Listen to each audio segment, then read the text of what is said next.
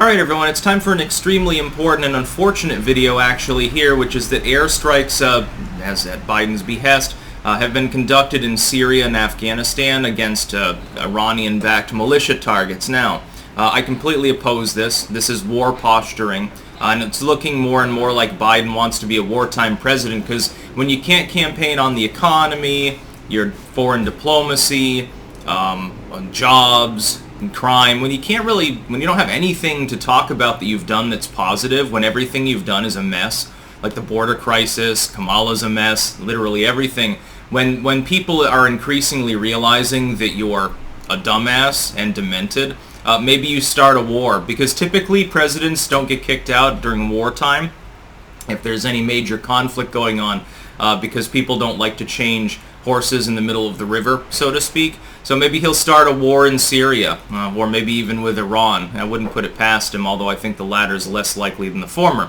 First and foremost, though, if you are watching this on YouTube, keep in mind there will be a pinned comment down below with links to 4 other video hosting sites that I use. I make 4 videos every day, occasionally 5. Only a couple of them end up on YouTube, because if you make more than 2, they punish you even more in the algorithms, and I'm already getting punished by not being a priority creator, so I get buried behind like MSN and Fox News and shit like that. All the propagandist legacy media networks, so I'm punished enough as is, so you definitely use one or more of those other sites, which actually reward content creators for their talent and for their being a workhorse. Here's the thing. This is a huge reversal from the Trump admin. What happened with ISIS was that one of the main problems is that we kept funding groups that ended up partnering with them, other Sunni militias like the FSA. The idea that they always invariably fought one another and that the FSA didn't bribe ISIS is largely discredited. But even more so, we were attacking the Shiite militias, Iran-backed and Syria-backed mainly, that operated within the region that otherwise would have been fighting ISIS. Well, if you're destabilizing Libya and Egypt and Tunisia and Syria and all these places, when you're overthrowing or attempting to overthrow basic order, and there's a power vacuum, you can end up with the Shiites that were already there taking control. Yeah, they're loosely Russia-backed through Iran, but they were the ones there in the first place. It's sort of a restoration of basic order. Or you can have this crazy Sunni militia, ISIS, show up, and they'll do it instead.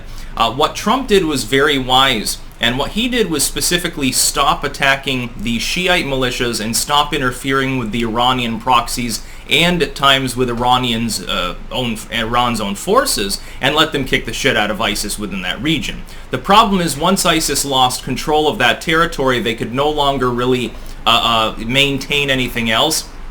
They all but dried up in Afghanistan because Trump dealt with the Taliban, which was wise as well. They're still operating in North Africa, and of course he got some groups associated with Boko Haram elsewhere in sub-Saharan Africa, but by and large in the Middle East itself, ISIS got its shit shoved in. That's because Trump didn't do this sort of thing. He said, it's not our fight anyway, go ahead and do what you want to do. And that was a wise policy. Why do you think that the number of ISIS attacks of any significance was so much lower under Trump? Sir, there were attacks.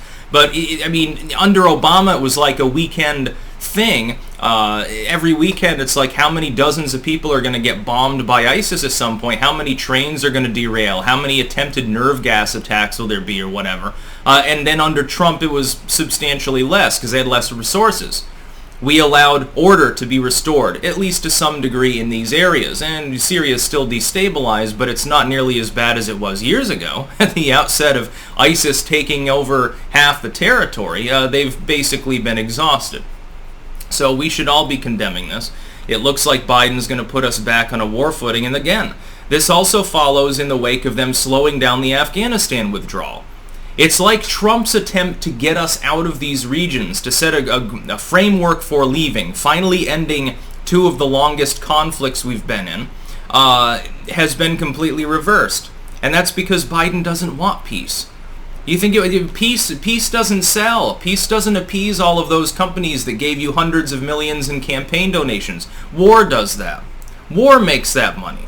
War justifies abusing more people overseas, displacing people, and then trafficking children through the Clinton Foundation. That's what war allows you to do. Peace doesn't let you do that. War lets you keep the prices low.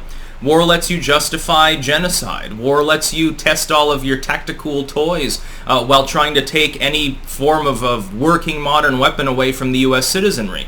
What a goddamn pile of sedition and treason Biden is in engaging in such behavior, especially at a time where we're at 5% on inflation, high unemployment, the economy's not generating jobs as fast as it should be, as fast as even the more happy-faced economists predicted.